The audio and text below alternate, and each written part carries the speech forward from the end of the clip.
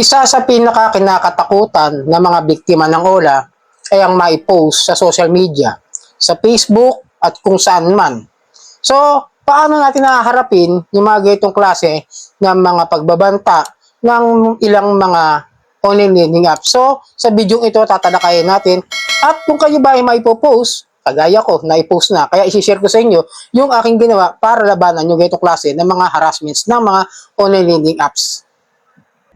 Alright, welcome back mga kadyanin muli.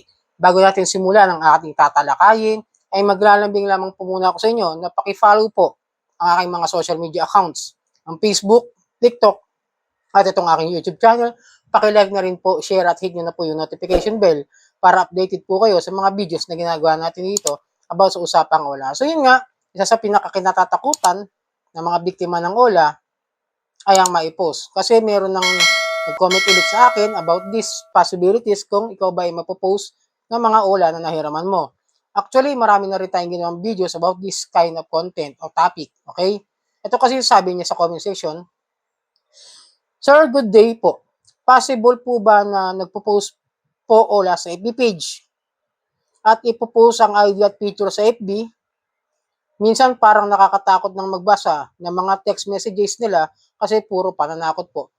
Which is, totoo naman, halos lahat ng text messages nila, tawag nila, email nila, at kung saan man sila makakagawa ng paraan para makausap kayo o makontak kayo, puro pananakot talaga ang aabutin ninyo. So, ako man po, nakaranas na ng iPost. Ilang beses ko na po yung pinakita sa inyo na ako man, hanggang ngayon ay nakapost pa rin doon sa page ng OLA agent na hindi alam kung saang OLA siya. No, kasi meron akong OLA noon, by that time, dalawa yung aking loan sharks na nahiraman. Yung isa ay Digido at yung isa ay Mr. Cash. By that time, meron akong due date do sa isa sa dalawa na maiden, yung month na yon at maiden nakita ko na meron na akong GC at naipost ako. Ito, pakita ko sa inyo, no? Ito po yung May 8, 2023. At hanggang ngayon, nakabalandra pa rin po ang aking mukha dyan sa Facebook page na. Pero hindi po yan agad-agad nakikita.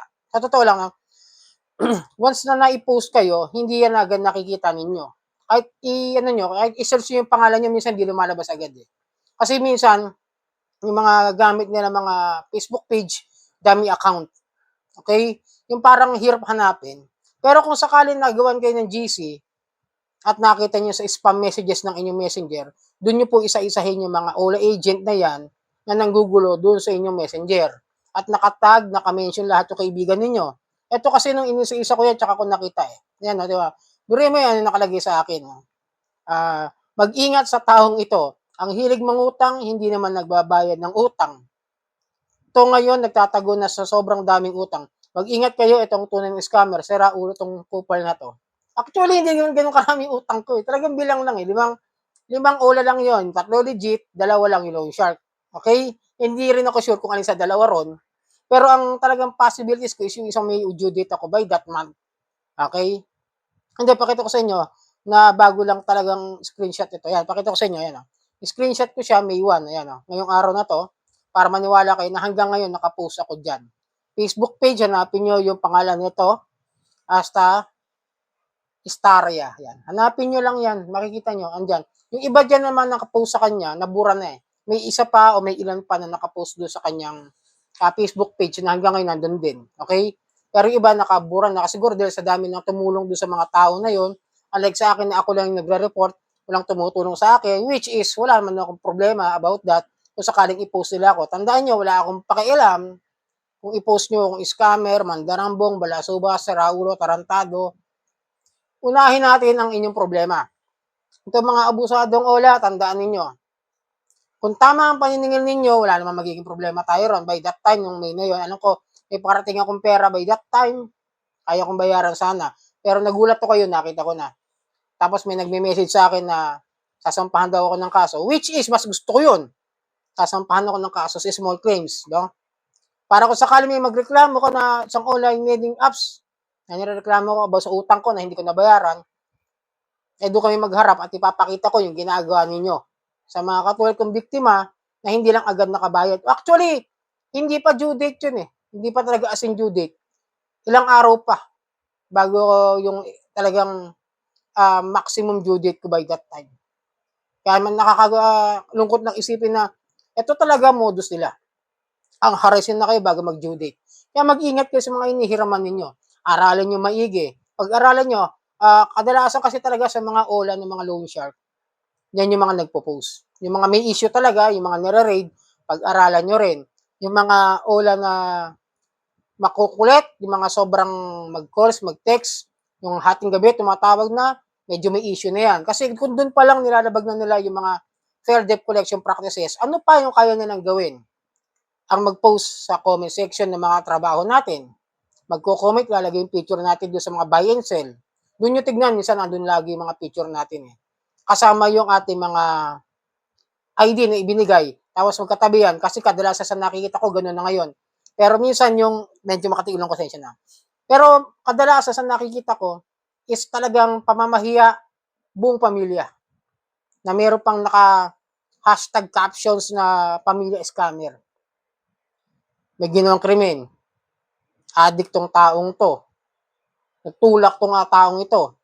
May ginawang hindi maganda doon sa isang bata, doon sa isang individual. Di ba? Kaya pinaghahanap doon ng batas. Yan ang mga kadalasan ginagawa nila sa pagpo-post. Pero kung tandaan niyo, always remember na kapag kayo na-post, humingi kayo ng tulong sa mga tao, pwede nyo hinga ng tulong. Either humingi kayo ng mga tulong sa mga Facebook page ng mga OLA Victims Community.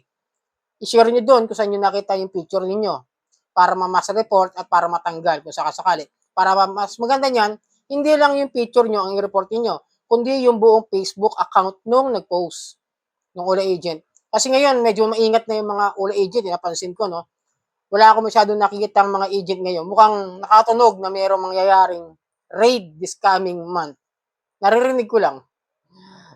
Medyo alam niyo naman tayo, medyo malakas yung wifi natin, pero may parating. Hindi isa, hindi dalawa, hindi tatlo, alam ko. Medyo marami to. Sana matuloy. Kasi medyo, sana, kung sakasakali matuloy yun, marignan yun. At isa sa mga OLA na nautangan ko, na nire-review, sana masama yon. At kung masama yan, tandaan niyo mga kadyani, ako sasama talaga sa mga preliminary investigation na gagawin.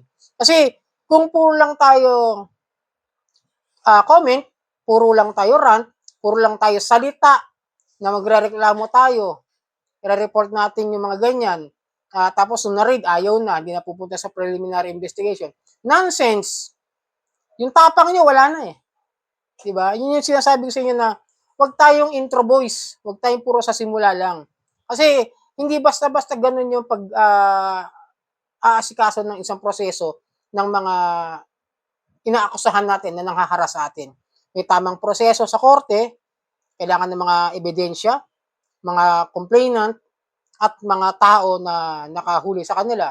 Lahat yun kailangang ilagay as lahat ng process nila by due process na kailangan pag-aralan, patunayan, at magkaroon ng conviction doon sa mga abusadong OLA. Kaya nga sabi siya, mahalaga ang sumasama tayo dyan sa mga preliminary investigation. Kung kayo mismo po ang biktima ng mga OLA na nare-raid na yan. So sana makatulong ang video ito. No? Ulitin ko, hindi basta-basta naglalagay ng mga pangalan yung mga OLA na yan na nagpo-post. Pangalawa, pag kayo na-post, i-reklamo nyo agad. Report nyo kagad. Pwede nyo rin dalhin agad sa PNP o sa NBI Anti-Cybercrime. Crime yan eh. Patawag doon, cyber libel, okay? So, sana nakatulong ang video nito. Muli, maglalambing ako sa inyo na paki-follow po ang aking mga social media account, ang Facebook, TikTok, at itong aking YouTube channel. Maraming pong salamat at hanggang sa muli.